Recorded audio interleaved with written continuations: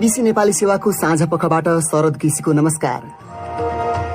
आज कार्यक्रममा चर्को मतभेदको कारक बनेको अध्यादेशलाई लिएर प्रधानमन्त्रीको दलका नेताहरूद्वारा अलग अलग छलफललाई तीव्रता, समाजवादी दल फुटाउन सत्तापक्षले प्रोत्साहित गरेको भनिएको एउटा प्रकरणमा मुछिएका पूर्व प्रहरी महानिरीक्षक सर्वेन्द्र खनाल भन्छन्, सँगै खाजा खाने खाइयो, बेलुका खाने सँगै खाइयो, आएर उहाँ बस्नुभयो, हामी घरतिर बस्यौं। अब यहाँ बिहान आएर आफ्नो किसिमले उहाँ जानुभयो, तर त्यसमा त हाम्रो केही छैन। विनाशकारी भूकम्पले क्षति पुर्याएको 5 वर्षमा भएको पुनर्निर्माण कस्तो रह्यो? विश्वलाई देखाउन सकिन्छ कस्तो राम्रो बनेर भन्ने त्यो चाहिँ मौकाबाट हामीले चाहिँ चुक्यौं। नेपालमा कोरोना भाइरसबाट संक्रमित थप 2 जना निको भएकै दिन थपिए 2 जना संक्रमित र कोरोना भाइरस महामारीका कारण अर्थतन्त्रमा नकारात्मक असर परिरहेका बेला अमेरिकामा बेरोजगार भएको भन्दै सुविधाका लागि एक सातामा थप 44 लाख मानिसको आवेदन। तर सबभन्दा पहिले आजका प्रमुख विश्व समाचार। विष्णु पोखरेलबाट समाचार सुन्नुहोस्। अमेरिकामा गएको एक सातामा 44 लाख मानिसहरूले आफूहरू बेरोजगार भएको भन्दै सुविधाको दावी गरेका छन्। कोरोना भाइरस संकट शुरू भए यता यसअघि नै यस्तो दावी गर्नेहरूको संख्या 2 करोड 20 लाख पुगिसकेको छ। बीबीसीकी समीरा हुसैन भन्छिन्, धेरैले के विश्वास गर्छन् भने आगामी साता सार्वजनिक हुने अप्रिल महिनाको मासिक बेरोजगारी दर 15% पुग्न सक्ने प्रमाण हो यो। बीबीसी संवाददाताको भनाई। यसअघि युरोपमा गरिएका व्यापारिक सर्वेक्षणहरूले कोरोना भाइरसका कारण त्यहाँका आर्थिक गतिविधिहरू हालसम्मकै निम्न स्तरमा पुगेको देखाएका थिए। ती सर्वेक्षणहरूले सुधारका उपायहरू पनि सुझाएका छन्। त्यस क्षेत्रमा सन् 1990 देखि यस्ता खाले सर्वेक्षणहरू गर्न थालिए यताकै सबैभन्दा धेरै बेरोजगार रोजगारी कटौतीमा परेको देखिएको छ। विश्व स्वास्थ्य संगठन WHO ले कोरोना भाइरस महामारीका कारण सब सहारा अफ्रिका क्षेत्रमा औलोका कारण मृत्यु हुनेहरूको संख्या यस वर्ष दोब्बर हुन सक्ने चेतावनी दिएको छ। लामखुट्टेको टोकाइबाट लाग्ने उक्त रोगका कारण त्यस क्षेत्रमा 7,60,000 मानिसहरूको ज्यान जान सक्ने WHO ले जनाएको छ। बीबीसीकी एन सोय भन्छिन्, Because of the COVID-19 pandemic, कोभिड-19 महामारीका कारण धेरै देशहरूमा सीमाहरू बन्द गरिएका छन्, हवाई उडान रद्द गरिएका छन् र मानिसहरूको हिँडडुलमा प्रतिबन्ध लगाइएको छ। बीबीसी संवाददाताको भनाई। WHO का अनुसार यस्ता प्रतिबन्धका कारण औलो रोकथामका लागि आवश्यक औषधि र लामखुट्टे मर्ने विषादी प्रयोग गरिएको झुलको आपूर्तिमा असर पर्न सक्छ। लन्डन स्थित चिनिया राजदूतले कोरोना भाइरस प्रकोपलाई लुकाइएको भन्ने आरोपलाई झुटो समाचारका रूपमा अर्थाएका छन्। राजदूत लिउ सियामिङले भनेका छन्, चीन सुरुवातदेखि नै खुला र पारदर्शी रहेको थियो। उनले अरूलाई दोषारोपण गर्ने र बलिको बोको बनाउने कार्य निरर्थक भएको भन्दै अहंकारले सहकार्यलाई बिथोल्ने बताए। राष्ट्रपति ट्रम्पले बारम्बार चीनलाई प्रकोप फैलाएको भन्दै दोषारोपण गर्ने गरेका छन्। कोरोना भाइरस चीनको वुहान शहरबाट शुरू भएको थियो। एउटा अमेरिकी राज्यले बेजिङलाई नियतवश कोरोना भाइरस फैलाएको भन्दै मुद्दा हाल्ने जनाएको छ। यसअघि ल्यान्डसेटमा प्रकाशित एउटा विवरणमा यदि भाइरस बारेको अहिलेको परिभाषालाई प्रयोग गरिएको भए चीनमा कोभिड-19 का बिरामी 4 गुणा बढी हुने थिए भनिएको थियो। तपाई बीबीसी नेपाली सेवा सुनिरहनु भएको छ। संयुक्त राष्ट्र संघीय शरणार्थी सम्बन्धी निकायले कोरोना भाइरसका कारण रोहिंजा शरणार्थी चढेर गएका डुङ्गाहरू फर्काइएपछि समुद्रमा फँसेका सयौं शरणार्थीहरूको भाग्यप्रति आफू निकै चिन्तित रहेको बताएको छ। उसले त्यस क्षेत्रका देशहरूलाई शरणार्थीको जीवन बचाउनका लागि आह्वान गरेको छ। सन् 2017मा भएको एउटा सैन्य कारबाही पश्चात करिब 10 लाख रोहिंजा मुस्लिमहरू म्यानमारबाट भागेर बंगलादेशतर्फ गएका थिए। कतिपय यस्ता शरणार्थीले मलेसिया र थाइल्याण्डमा शरण खोज्दै खतरनाक समुद्री यात्रा गर्ने गरेका छन्। चीन र मलेसियाका समुद्री जहाजहरूलाई लिएर गतिरोध उत्पन्न भएको खबर आइरहेका बेला मलेसियाले साउथ चाइना सीमादेखिको विवाद शान्तिपूर्ण रूपमा समाधान गर्न आह्वान गरेको छ। त्यहाँ चीनको सरकारी सर्वेक्षक पानी जहाजले मलेसियाको सरकारी तेल कम्पनी पेट्रोनासको एउटा समुद्री जहाजलाई दुर्व्यवहार गरेको बताइएको छ। त्यसलाई बेजिङले अस्वीकार गरेको छ। अमेरिकी नौसेनाका जहाज पनि त्यस क्षेत्रमा आइपुगेको बताइएको छ। र इन्डोनेसियामा कोरोना भाइरसको संक्रमणसँग जुझ्न सरकारले चालेका कदमहरूको आलोचना गर्दै आएका एकजना अनुसन्धानकर्तालाई प्रहरीले नियन्त्रणमा लिएको छ। यो बीबीसी नेपाली सेवा हो।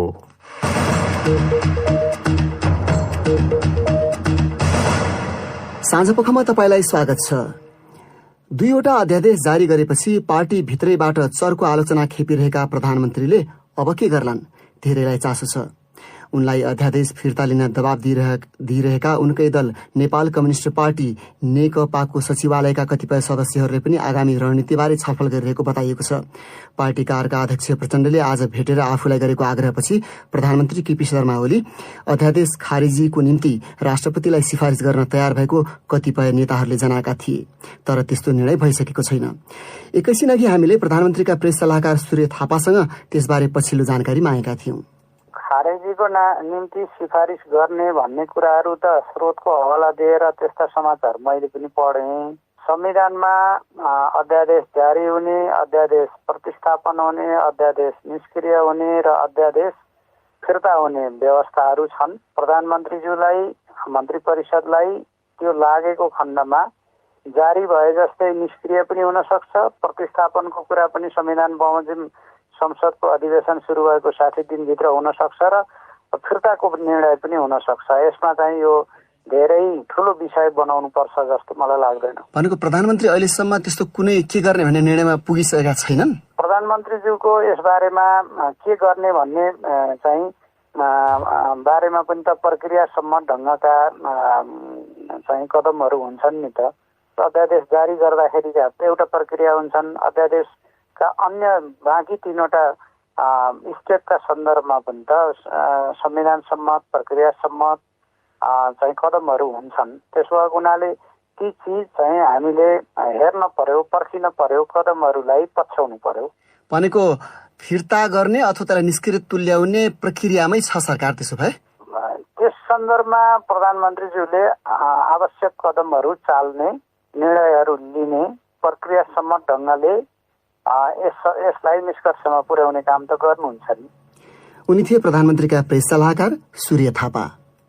हिजो अबेर राति राष्ट्रिय जनता पार्टी नेपालसँग एकता गर्ने सहमति गरेको समाजवादी पार्टी फुट्ने चर्चा आज बिहानसम्म जारी थियो, तर त्यसो भएन। पार्टी फुटाउन चाहने उक्त दलका केही सांसदहरू काठमाडौँको एउटा होटलमा सँगै बसेको बताइएको थियो। खास गरी प्रधानमन्त्री निकट नेकपाका 2 जना सांसद र पूर्व प्रहरी महानिरीक्षक सर्वेन्द्र खनालले पूर्व राज्यमन्त्री सुरेन्द्र कुमार यादवलाई काठमाडौँ ल्याएर अबेर राति त्यही होटलमा पुर्याएको विषयले ठूलै हंगामा मच्चायो र विगतको जस्तै विकृत राजनीति शुरू भएको टिप्पणीहरू समेत भए।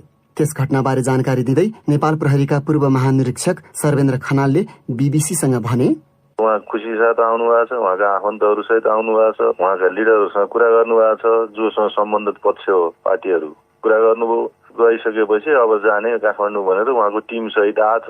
उहाँहरूको बिचमा भएको नेगोसिएसन, उहाँहरूको बिचको अन्डरस्ट्यान्डिङ अनुसार उहाँ खुसी भएर आउनु भएको थियो। अब त्यसपछि के हो भन्ने कुरा त उहाँले जान्नुभयो। अब के उहाँहरू भन्नुभयो नि कोसँग? उहाँहरू भने उमाशङ्कर अडगरियाजी पनि हुनुहुन्थ्यो, जुन पार्टीको छ नि प्रमुख सचेतक पनि हुनुहुन्छ उहाँहरू। तपाईहरुसँग पनि छुट्टै पार्टी उहाँहरूको बिचमा मात्र कुरा हो, हामीसँग चाहिँ त्यो कुराहरूमा हामी बसेनौँ। उहाँले अब मन्त्रीहरूसँग कुरा गर्नुभयो, अलिअलि उहाँको आफ्नो किसिमको कन्सल्टेसन त पार्टीभित्र गर्नुभयो होइन। 2 घण्टा जति लगाएर उहाँसँग कुरा गर्नुभयो। त्यसपछि उहाँ चाहिँ बाहिर जाने बेला अब लाग्ने जाने भन्ने हिसाबमा अनि त्यसपछि आएको हो। सँगै खाजा खाने खाइयो, बेलुका खाना सँगै खाइयो, आएर उहाँ बस्नुभयो, हामी घरतिर बस्यौँ। त्यो अरू कुरो उहाँहरूले नै जान्नु। उहाँहरू आफै टिम डप भएर मान्य सांसदहरू चाहिँ बसेर अनि त्यसपछि भोलि चाहिँ आफ्नो काममा जाने भएन भन्ने चाहिँ त्यो चाहिँ थियो उहाँहरूको। तर धेरैले चाहिँ अब तपाईँ भर्खर सेवानिवृत्त भएको मान्छे यत्रो उपल्लो पदमा बसेर यो अलि पदीय आचरण भन्दा अलि विपरीत काममा संलग्न हुनुभयो भन्ने खालको टिप्पणी बेकारको यो उहाँलाई रमाइलो हो। म फोर्समा बसिन्जेल म त्यसै अनुसार काम गरेँ होइन। त्यसपछि मेरो नागरिक स्वतन्त्रताको हिसाबले आफूले गर्न पाउने छँदैछ। मैले त्यहाँ गएर कुरै गर्न नपाउने, कुरै नहुने मेरो आफ्नो चाहिँ नि होइन भन्ने विषय हुँदै होइन। फोर्समा बस्यो मैले चाहिँ त्यो बस्दा बस्दै गरेर नचाहिने कुरो गरे भए अर्कै हुन्थ्यो। यसमा पनि के भएको छ त फेरि मैले उहाँ त खुसी हुनुभएको छ, फेसिलिटी सहजता भयो भन्नुभएको छ उहाँ आफैले। मलाई त सर्वेन्ट सर भेटेपछि एकदम चाहिँ उ भयो भन्नुभएको छ। कसैले भनेको विषयमा चाहिँ कन्सल्टेसनै नहुने भन्ने हुन्छ र। अनि तपाईँ प्रत्यक्ष रूपमा राजनीतिमा संलग्न भइसकेका त होइन? अब संलग्न प्रत्यक्ष भन्ने छैन हेर्नुहोस्। अब यो के भने हामी यहाँ बस्दाखेरि किसान श्रेष्ठ सांसद भए होइन, भाइहरूको जस्तो त आफ्नो त हुन्छ त, समाज त यही छ नि हाम्रो, यही होइन र होइन। हामी बसेर कुराकानी गर्दै नै थियो। गर्दा गर्दैको अवस्थामा उहाँहरूको त पोलिटिकल डिस्कसन सुरु भयो। कुनै दिन गर्नुपर्ने अवस्थामा आएको छ भने माग अनुसारको अथवा आफूलाई चाहना अनुसारको के गरिन्छ त्यो चाहिँ निर्गुल भइसकेको छैन। तर अब के भने मैले गर्न नपाउने भन्ने त छैन नि त। मैले नि त मेरो आफ्नो भावना, मेरो आफ्नो हुन्छ नि अधिकार कुराहरू होइन। अहिले के गर्नुहुन्छ सिभिक चाहिँ एउटा ड्युटी भन्ने कुरामा त म गर्छु। नराम्रो खालको राजनीति भयो, त्यसमा चाहिँ तपाईँ संलग्न देखिनुभयो भने? नराम्रो राजनीति भन्दा नि मलाई को राम्रो नराम्रो भन्दा पनि मेरा नै चाहना हुन्छन् नि। जस्तो मैले नेपाल सरकार कोही प्रधानमन्त्री राम्रो हुनुहुन्छ अथवा कसको राम्रो अर्को छ, मैले भोगेका कुराहरू छन् भने म उहाँप्रति इम्प्रेसन मेरो राम्रो हुन नसक्ने भन्ने छ र,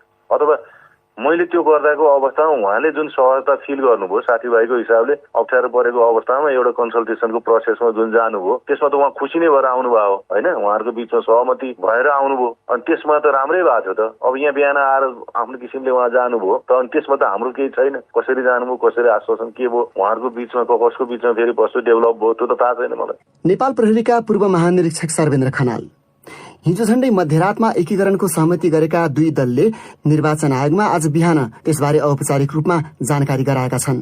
त्यस सम्बन्धमा निर्वाचन आयोगका प्रवक्ता राजकुमार श्रेष्ठले भने, पार्टी एकीकरणका लागि चाहिने आवश्यक कागजातहरू पेश गरिसक्नु भएको छैन, तर हामी एकीकरण गर्दैछौँ भनेर दुईटा पार्टीको सहमति छ र निवेदन चाहिँ आयोगमा पेश गर्नु भएको छ। भनेपछि अहिले पनि कानून त दुईटा पार्टी अस्तित्वमै छन्? होइन, त्यो त अस्तित्वमा भइ नै हाल्यो नि। कम्प्लिट प्रक्रिया चाहिँ राजपत्रमा सूचना प्रकाशित भएपछि बल्ल त्यो चाहिँ प्रक्रिया पुरा हुन्छ। सरकारले ल्याएका अध्यादेशका कारण पार्टी फुट्न सक्ने सम्भावनालाई ख्याल गरेरै प्रदेश 2 मा संयुक्त सरकार चलाइरहेका ती दुई पार्टीले हतारमा एकताको निर्णय गरेको बताइएको छ। पार्टी नेतृत्व र पदाधिकारी लगायतका विषयमा उनीहरूबीच सहमति भइसकेको छैन। त्यसबारे राजपा नेपालका नेता महेन्द्र राय यादव, बाँकी रहेको छलफल जुन एजेन्डा छ त्यसमा पछि छलफल टुङ्ग्याउँछौँ हामी, सबै कुरा मिल्छ। अध्यक्ष को हुने के हुने केही पनि टुङ्गो छैन? पछि सबै टुङ्गिन्छ, पछि टुङ्गिन्छ। कहिलेसम्म टुङ्ग्याउनुहुन्छ यो? सबै पछि टुङ्गिन्छ, लकडाउन खुलिसकेपछि सबै हामी टुङ्ग्याउँछौँ। ती दुई पार्टीको एकताप्रति प्रमुख प्रतिपक्षी दल नेपाली कांग्रेसले प्रसन्नता व्यक्त गरेको छ। राजपा नेपाल र समाजवादी पार्टी बीच कसरी एकता भयो र एकताको राजनीतिक अर्थ के हो? तपाईँ BBC नेपाली.com मा गएर त्यसबारेको सामग्री पढ्न सक्नुहुन्छ। अब बाँकी विषय। हामीलाई भर्खरै प्राप्त समाचार अनुसार कोरोना भाइरसबाट आज थप 3 जना संक्रमित भएको पुष्टि भएको छ। स्वास्थ्य मन्त्रालयका अनुसार 9 जना निको भएर घर फर्किएका छन्।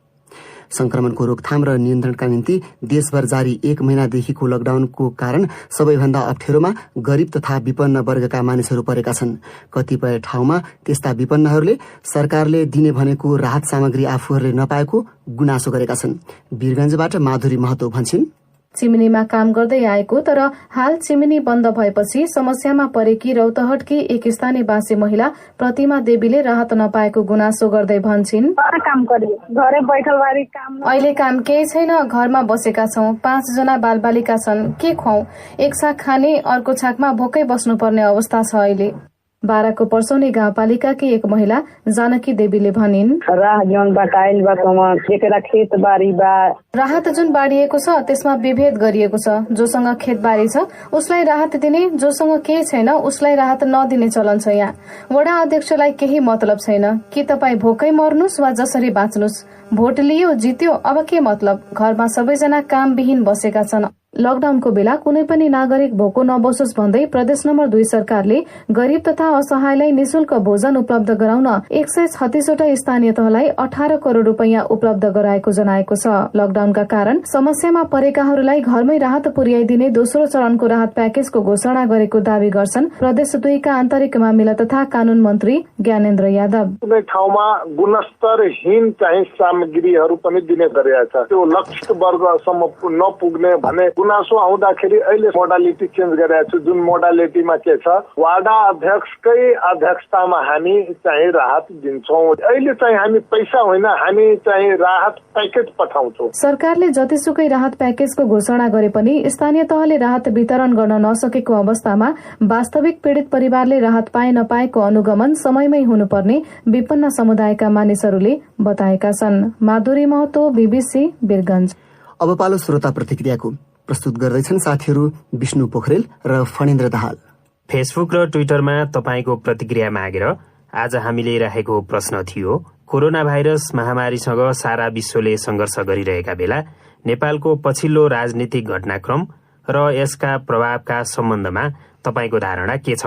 ट्विटरमा रेणु उपाध्याय दाहाल लेख्छिन्, कोरोना भाइरसको संक्रमणले सारा विश्व आक्रान्त भएको अहिलेको अवस्थामा जनताका दुःख पीर नहेरेर राजनीतिक दाउपेचमा अल्झेर बस्ने नेताहरूलाई जनताले मात्र होइन सारा विश्वले धिक्कार्नेछ। बलराम जोशीले देखेको दृश्य र प्रभाव यस्ता छन्। 1. देशमा राजनीतिक अस्थिरताको बीजारोपण गर्छ। 2. राजनीतिक दलप्रति जनताको वितृष्णा बढाउनेछ। 3. सत्ता, शक्ति र अवसर पाएका कम्युनिष्ट पार्टीप्रतिको भ्रम भङ्ग गर्नेछ। र 4. नेपाली शासकले विपत्तिमा पनि जनतालाई दुःख मात्रै उपहार दिन्छन् भन्ने सन्देश दिएको छ। सुदीप अधिकारी लेख्छन्, नेताहरू सुध्रिन्छन् भन्ने आशा गरेर जनताले उनीहरूलाई नै जिताउनु विडम्बना हो। 30 वर्षदेखि सत्ताको डाडु पन्यु लिएर निर्लज्ज व्यवहार देखाउनेहरूले नै अब देशलाई अर्को भड्खालोमा हाल्नेछन्। लक्ष्मण थापाको टिप्पणी छ, हामी जनताले धमिलो राजनीतिलाई वर्षौंदेखि स्वीकार गरेर गलत व्यक्तिलाई जनप्रतिनिधि बनाएको परिणाम छिटै भोग्नुपर्ने निश्चित छ। आँखा बन्द गरेर सोच्दा काहली लाग्दो चित्र आउँछ। फेसबुकमा बुटवलबाट दीपक ढकाल लेख्छन्, लोकतन्त्रपछि ठूलो आशा थियो समृद्धि र सुशासनको, तर हात्ती आयो फुस्सा भने झैं भयो। राजनीति केवल व्यवसाय जस्तो देखियो, त्यसैले होला अहिले कोरोनाको यो पीडामा नेताजीहरू आफ्नै फाइदामा तल्लीन हुनुहुन्छ। कोशी गाउँपालिका 6 सुनसरीका विनय कुमार झाको भनाइ छ, भोकभोकै दिन बिताइरहेका गरीबलाई राहतमा ध्यान केन्द्रित गर्नुपर्ने बेला अध्यादेश ल्याउने हाम्रा नेताहरू जनताप्रति कति जिम्मेवार छन् भन्ने प्रश्न पारेको छ। र वीरेन्द्र विक्रम लामा लेख्छन्, नेताहरूले देश होइन आफ्नो भेष बदल्ने मात्र हो भन्ने कुरा झन छर्लङ्गै भयो। उनीहरूलाई जनता र देशको प्रवाह पहिले पनि थिएन, अहिले सबैले थाहा पाए। अब बाँकी विषय। आज माता तीर्थ औँसी अर्थात आमाको मुख हेर्ने दिन, तर लकडाउनका कारण आवत जावतमा रोक लागेको छ। यस्तो बेला घर परिवारबाट टाढा बसिरहेका र विवाहित महिलाहरूले माता तीर्थ औँसी कसरी मनाए? प्रस्तुत छ साथी सृजना श्रेष्ठले संकलन गरेका केही महिलाहरूको अनुभव। मेरो नाम श्वेता कालाकेटी। म लकडाउनले गर्दा काठमाडौँमै अड्के। मेरो ड्याड मम चाहिँ झापामा हुनुहुन्छ। भिडियो कल गर्यौं, मैले मम्मीको फोटोहरू पोस्ट गरेँ फोटो फेसबुकमा। रोए पनि म एकछिन मम्मीको फोटो हेरेर फ्यामिलीसँगै भइदा भए पनि हुन्थ्यो जस्तो फिल भयो। त्यसरी नै बित्यो आजको दिन, भनौँ न परिवारलाई सम्झिँदै दिन गयो आज मेरो नाम विजेता घिमिरे, म यहाँ लैनचौरबाट हो। आज महत्वपूर्ण चाड माता तीर्थ औँसी भन्छ, आमाको मुख हेर्ने दिन। तर लकडाउनले गर्दा म आज यही मेरो सरस्वती नगरमा बस्नु भएको आमालाई पनि मुख हेर्न जान पाइन। अब लकडाउनको पनि हामीले नियम पालना गर्नै पर्यो। आफ्नो आमाको अनुहार चाहिँ यही मेसेन्जरबाट भिडियो च्याट गरेर आफ्नो आमाको अनुहार बिहानै हेरेँ। अनि ल अब गिफ्टहरू चाहिँ ड्यू छ, लकडाउन खुलेपछि म गिफ्टहरू टक्राउँछु भनेर हामीले अनुहार मैले हेरेँ। मेरो आमाले पनि मलाई अब शुभाशिष पनि दिनुभयो। मेरो नाम आरती बज्राचार्य हो। म देवा स्टोरी बस्छु। टीका लगाउने कार्य चाहिँ हुन सकेन। जस्ट आमासँग चाहिँ अब प्रत्यक्ष रूपमा चाहिँ आमासँग चाहिँ भिडियो कल मार्फत कुराकानी गरेर आमाको मुख हेर्ने काम चाहिँ सम्पन्न गरेँ। यो अनुभव चाहिँ नौलो लाग्यो। यस इन्टरनेटको कारणले गरेर जान नसकिए पनि भिडियो कल मार्फत चाहिँ काम गरिए हो। नमस्कार, मेरो नाम सरू जोशी हो। मेरो घर माइती भनौँ धरान हो, अनि आमा धरानमै हुनुहुन्छ। लकडाउनले गर्दाखेरि मुख हेर्न पाइएन, तर अब आमालाई खुसी तुल्याउनको लागि हिजो नै एउटा उहाँलाई एकदम मनपर्ने गीतहरू गाएर गरेर रेकर्ड गरेँ। आज बिहानै 5 बजे पठाएँ। पहिलोचोटि फोन गरेँ अनि आमालाई कसरी खुसी हुन्छ त्यो कुराहरू गराएँ। सधैँ यो एउटा दिन चाहिँ कम्पलसरी भेट्न जानै पर्ने भन्ने थियो। आज चाहिँ फोनबाट नयाँ किसिमको नयाँ अनुभव लिएर गऱ्यौँ। मेरो नाम देवी पाल हो। म बालकोट भक्तपुर बस्छु। म आफ्नो माइती पनि जान पाइन र मेरो आमालाई चाहिँ मैले फोनबाटै भिडियो कल गरेर बिहानै उहाँलाई फोन गरेँ। उपहारहरू खानेकुराहरू त्यस्तो केही पनि दिन पाइन। पहिलोचोटि हो लकडाउनले गर्दाखेरि चाहिँ मैले आफ्नो आमालाई भेट्न पाइन, तर अब पछि भेटघाट गर्ने बाचा गर्दै चाहिँ मैले आमासँग फोनमै कुराकानी गर्दै भिडियो कल गरेर चाहिँ मदर्स डे मनाएँ। म चाहिँ सीता सुवेदी। हामी मात्रै नभएर विश्वभरि नै लकडाउनको अवस्था छ। त्यही कारणले गर्दाखेरि पनि अब चितवन जान सकिएन। आमासँग भिडियो कलमै यस्तै कल गरेर चाहिँ आजको शुभकामना आदान प्रदान गरियो होइन। अरू बेला भए यसो टीका लगाइदिनुहुन्थ्यो, हामीलाई आशीर्वाद दिनुहुन्थ्यो। महिलाहरूको त्यो अनुभव संकलन गरेकी थिइन् साथी सृजना श्रेष्ठले। अब एउटा अन्तर्राष्ट्रिय प्रसंग। कोरोना भाइरस महामारीका कारण अर्थतन्त्रमा नकारात्मक असर परिरहेका बेला अमेरिकामा गत साता थप 44 लाख मानिसहरूले बेरोजगार भएको भन्दै सुविधाका लागि आवेदन दिएका छन्। नयाँ संख्या थपिएसँगै मार्चको मध्यदेखि अमेरिकामा त्यस्तो सुविधा खोज्नेहरूको संख्या 2 करोड 64 लाख पुगेको छ। कोरोना भाइरस संक्रमणकै कारण युरोपमा पनि आर्थिक गतिविधिहरू हालसम्मकै निम्न स्तरमा पुगेको खबरहरू आएका छन्। बीबीसी विवरणहरूमा आधारित रिपोर्ट विष्णु पोखरेलबाट। हालसम्मको तथ्याङ्कले अमेरिकी जनशक्तिको 15%ले आफूहरू बेरोजगार भएको दावी गरिसकेको देखाएको छ। यद्यपि पछिल्लो तथ्याङ्कले लगातार तेस्रो सातासम्म बेरोजगार भएको दावी गर्नेहरूको संख्या घटिरहेको देखाएको छ। त्यसले एकदमै खराब अवस्था भने अन्त्य भएको संकेत गर्छ। अर्थशास्त्रीहरूले अहिलेको आर्थिक संकट सन् 1930 यताकै सबैभन्दा खराब भएको बताएका छन्। अमेरिकी सरकारले उद्धारका लागि $2 ट्रिलियन को कोष स्वीकृत गरेको छ, तर धेरैले त्यस्तो सुविधा पाउन समेत समस्या झेलेको खबरहरू आएका छन्। यसैबीच युरोपमा गरिएका व्यापारिक सर्वेक्षणहरूले कोरोना भाइरसका कारण त्यहाँका आर्थिक गतिविधिहरू हालसम्मकै निम्न स्तरमा पुगेको देखाएका छन्। प्रसंग फेरि नेपालकै। विनाशकारी भूकम्प आएको 5 वर्ष पुग्दा विज्ञहरूले पुनर्निर्माणको चरणका बिल्ड ब्याक बेटर अर्थात अझ सुरक्षित निर्माणका महत्वपूर्ण अभ्यासलाई राम्रोसँग संस्थागत गर्न नेपाल चुकेको टिप्पणी गरेका छन्। उक्त विनाशकारी भूकम्पपछि पुनर्निर्माण प्रक्रियामा $4.25 खर्ब रुपियाँ खर्च भइसकेको बताइएको छ। प्रस्तुत छ फणेन्द्र दाहालको रिपोर्ट।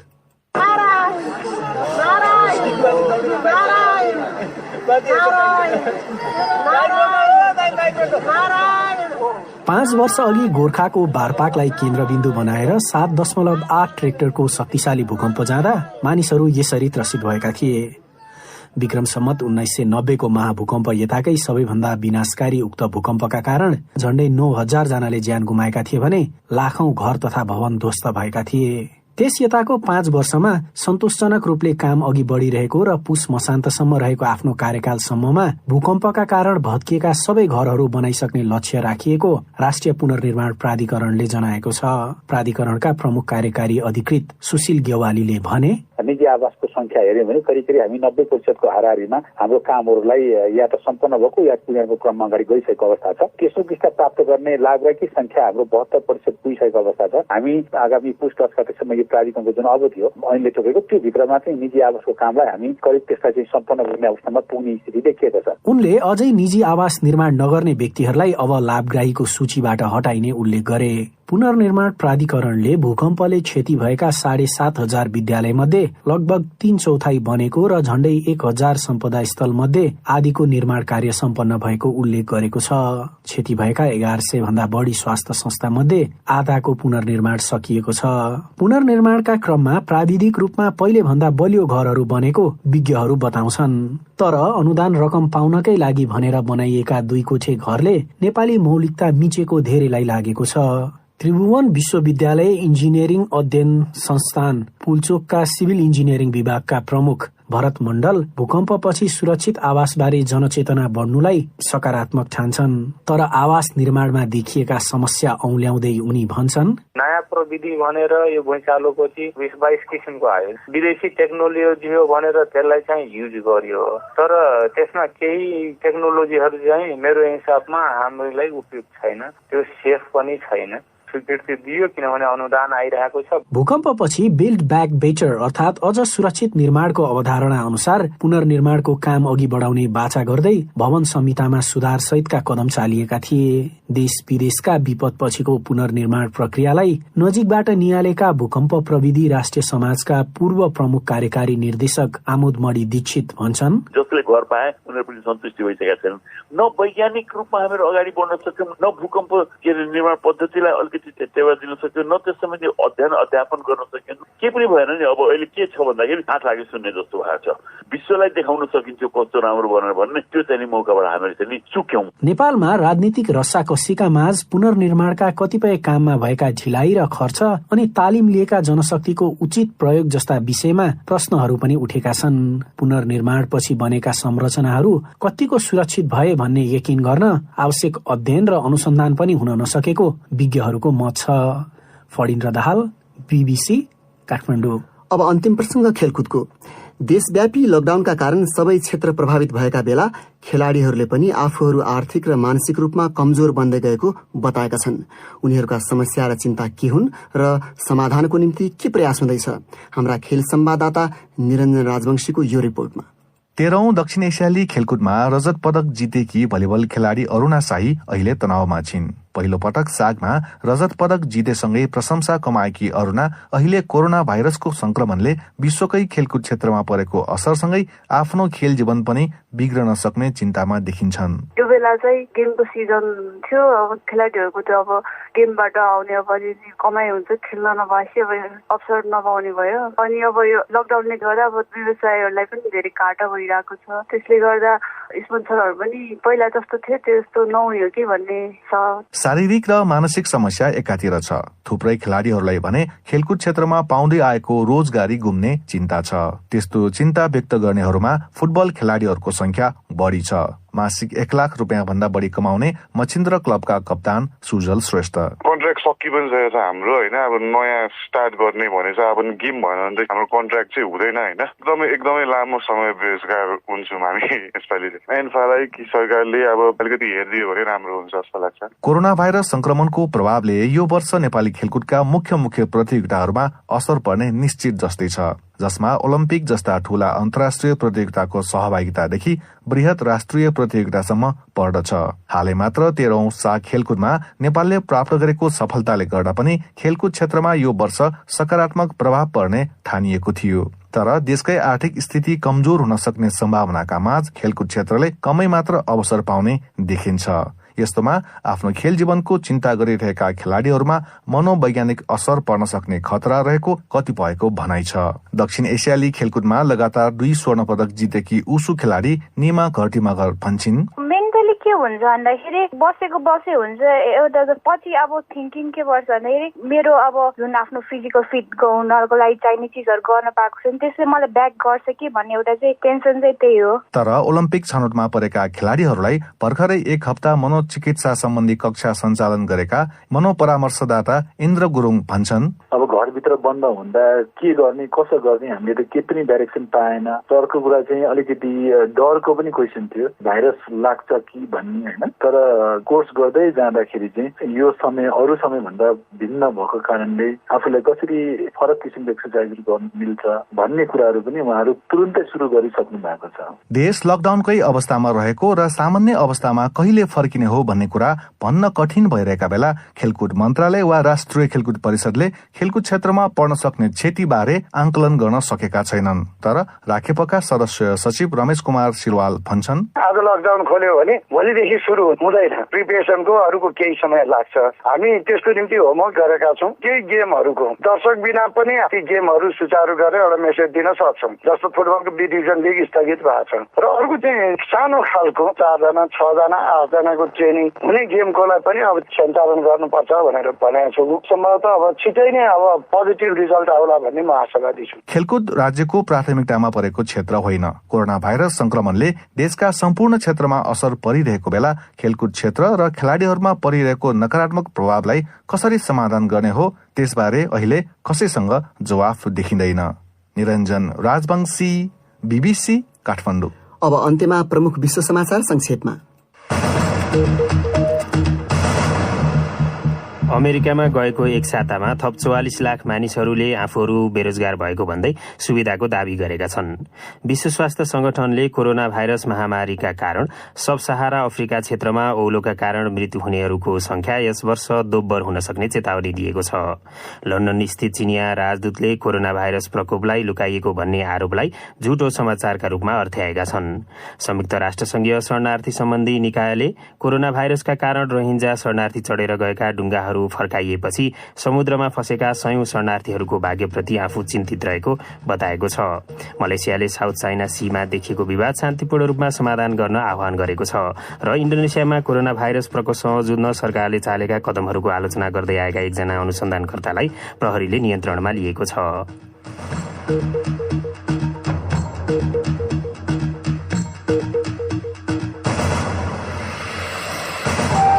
हवस्, यसका साथै BBC नेपाली सेवाको साँझ पख यही सकिन्छ।